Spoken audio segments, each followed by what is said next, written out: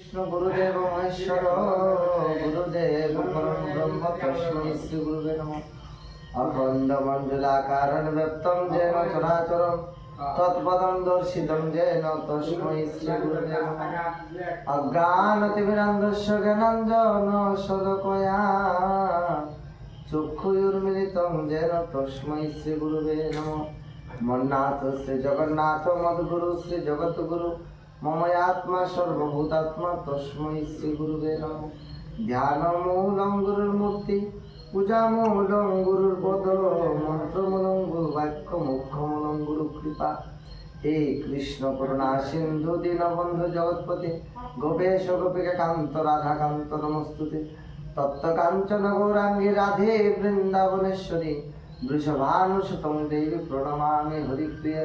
মুখং করোতি বাচালং পঙ্গং লঙ্ঘয়তে গিরিম যৎকৃপাতমহং বন্দে পরমানন্দ মাধব। বাঞ্ছাকল্পতরুভ্যশ্চ কৃপা সিন্ধুভ্যেব চ পতিতানাং পাবনেভ্যো বৈষ্ণবেভ্যো নমো নমঃ। হরির নাম কেবলম কৌলনাস্তিব্য নাস্তিব্য নাস্তিব্য গতিরন্যথা। হরে কৃষ্ণ কৃষ্ণ কৃষ্ণ হরে হরে, হরে রাম রাম রাম হরে হরে। শ্রীমদ্ ভাগবত তৃতীয় স্কন্ধ প্রথম অধ্যায় বিদুরের বৃহত্যাগ। নারায়ণং নমস্কৃত্যং নরং চৈব নরোত্তমং দেবীং সরস্বতীং চৈব ততো জয়মুদীরয়েৎ। নারায়ণে নমস্কারী নমি নরোত্তমে ভক্তি ভরে বন্ধি নরে নমি বিশ্বরমে। সরস্বতী দেবী পায় জানাই প্রণতি নমি কৃষ্ণ ওই পায়ন বেদব্যে সুব্রতি। সর্বজনে বন্দে জয় করে উচ্চারণ নমি নাম হই মসুতে বিঘ্ন বিনাশ। ওই সুতক হে সম্মদিয়া সৌনক সুজন তোমার প্রশ্নের কথা কহিব এখন। সুখদেব কোন তবে পাণ্ডু বংশ ধরে বিদুরের বৃহত্যাগ শুনো রাজা পরে। যখন অতেজন কৃষ্ণ কৌরবের বাস পাণ্ডবের গৃহে তার যেদিন নিবাস।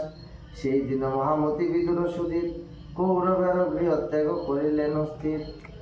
যথায় অনারহে কৃষ্ণয় ধর্ম তথায় সেই স্থানে জ্ঞানী জন বহু নাহি যায়। মনে মনে এই কথা করি আলোচন সকল সম্পদ যুক্ত আপন ভবন। সহজে করিয়া ত্যাগ বিদুর সুমতি পাণ্ডবের দুঃখে দুঃখী হইলেন অতি। একে একে তেজি গ্রাম নগর প্রান্ত ক্রমে ব্রণে প্রবেশন হয়ে সকাতর। ওহে নানা স্থান ভ্রমি গিয়া মৈত্রেয়ের পাশ বিদুর অন্তরে তবে জাগিল উল্লাস। যেই প্রশ্ন তুমি মোরে জিজ্ঞাসিলে আজ সেই প্রশ্ন বিদুরের মৈত্র সমাজ। সর্বেশ্বর কৃষ্ণ তবে দৈত্যের কারণ পঞ্চগ্রাম লাগি যায় বস্তি না ভবন। তথা হইতে ফিরিবার কালে ভগবান আপন আলো এভাবে বিদুরের স্থান। এবার সুত মহামুনি সৌনক মহামুনিকে বলছেন যে তোমার প্রশ্নের কথা এখন কইব। কি প্রশ্ন বলেছিল? যে সৌনক মহামুনি সুত মহারাজকে প্রশ্ন করেছিল যে বিদুর আর মৈত্র ঋষির মধ্যে যে কথোপকথন, দুইজন জ্ঞানীর মধ্যে কথোপকথন হলে তা অবশ্যই জ্ঞানের কথাই হইবে, সেইগুলো তুমি আমার কাছে বর্ণনা করো। বলছে যে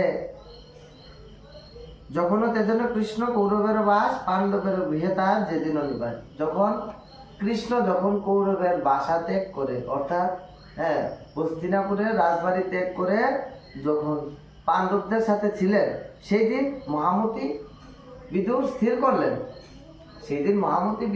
করলেন যে আমি আর এই রাজবাড়িতে রব না। কেন থাকবো না? বলছে যথাই না রহে কৃষ্ণ অধর্ম তথায় সেই স্থানে জ্ঞানী জন কখনোই যায়। যে স্থানে কৃষ্ণ নাই সেই স্থানে অধর্ম, সেই স্থানে জ্ঞানী ব্যক্তি কখনো থাকতে পারে না। এই কথা আমার বিদুর মনে মনে চিন্তা করে সকল সম্পদ যুক্ত আপন ভবন ত্যাগ করে, অর্থাৎ নিজের রাজবাড়ির একটা অংশ তো বিদুরের ছিল, সেই সকল সম্পদ অর্থ সম্পদ সকল কিছু ত্যাগ করে এবার পাণ্ডবের দুঃখে দুঃখী হইলেন। অর্থাৎ পাণ্ডবরা যেরকম সমস্ত কিছু ত্যাগ করে রয়েছেন দুঃখের দুঃখী হলেন, সেই রকম পাণ্ডবের মতো বসবাস করতে লাগলেন। হ্যাঁ, ক্রমে বনে প্রবেশন হয়ে শোকাতর, একে একে তেজি গ্রাম নগর প্রান্ত। গ্রাম নগর প্রান্ত ত্যাগ করে এবার বনপথে চলছেন। ওরে যেই প্রশ্ন তুমি মোরে জিজ্ঞাসিলে আজ, সেই প্রশ্ন বিদুরের মৈত্রেয় সমাজ। সর্বেশ্বর কৃষ্ণ জবে দৈত্যার কারণ, পঞ্চগ্রাম লাগি যায় হস্তিনা ভবন। তথা হইতে ফিরিবার কালে ভগবান, আপন আলোয় ভাবে বিদুরের স্থান। সুখ মুখে হেন কথা শুনিয়া রাজন, রীতিমধ্যে আনন্দেতে হয়েন মগন। অনন্তর পরীক্ষিত দৃষ্ট মনে অতি, করজোরে কহিলেন মুনিবর প্রতি। বলো সেই কথা প্রভু করুণা করিয়া, জুড়াইবে চিত্ত যাতে সেসব শুনিয়া। কোন স্থানে কোন কালে বিদুর সুজন, মৈত্রেয়র ঋষিরা সে পান দর্শন। কি হইল আলোচনা কহ সেই কথা, শুনিয়া জোড়াবে হৃদয়ের ব্যথা। ওরে বিদুরে অতীব ভক্ত নির্মল স্বভাব, সকলে জ্ঞাত আছে তাহার প্রভাব। বিদুর মৈত্রেয়র মাঝে যত কথা হয়, বর্ণনা করুন প্রভু তথ্য সমুদয়। মৈত্রেয় সজ্জন শ্রেষ্ঠ বিদুর সজ্জন, উভয়ের কথা নহে অফল ভাজন। উভয়ে মহাজ্ঞানী কিবা প্রশ্ন হয়, কিবা সত্য তার মাঝে হইল উদয়। যখন সুখমুখে হেন কথা শুনিয়া রাজন, অর্থাৎ যখন সুখদেব গোস্বামীর মুখে এই কথা শুনছে, হ্যাঁ, এই পরীক্ষিত মহারাজ, তো এবার পরীক্ষিত মহারাজ বলছে যে হ্যাঁ মুনিবর, তুমি আমার কাছে বর্ণনা করে বলো যে মৈত্রেয় ঋষি আর বিদুর যখন গৃহত্যাগ করলো, তখন মৈত্রেয় ঋষির সাথে বিদুরের দেখা।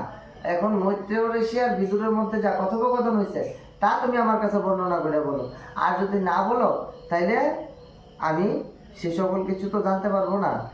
আর মৈত্রেয় সজ্জন শ্রেষ্ঠ বিদুর সজ্জন, উভয়ের কথা না হওয়া ফলভাজন। কারণ দুজন জ্ঞানী ব্যক্তির মধ্যে যা কথোপকথন হইব তা অবশ্যই আমার জন্য হিতকারী।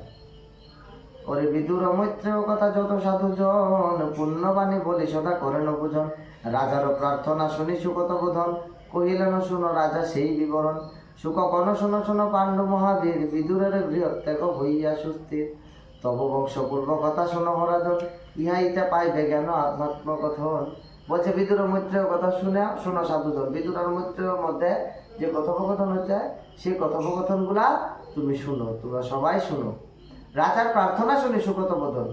রাজা যখন প্রার্থনা করলেন যে তুমি মৈত্রেয় ঋষি আর বিদুরের মধ্যে যা কথোপকথন হয়েছে তা তুমি আমার কাছে বর্ণনা করো, তখন সুখদেব গোস্বামী বলছেন হ্যাঁ হ্যাঁ রাজা, তুমি শুনো, তোমার বংশের পূর্ব কাহিনীগুলো তুমি শুনো। অধর্মে মজিয়া রাজা ধৃতরাষ্ট্রবীর, পাপমতি লাভ করি হইল অস্থির। ইষ্ট করিবার তার দুষ্টপুত্র প্রতি, অধর্ম আশ্রয় লয় অন্ধনর প্রতি।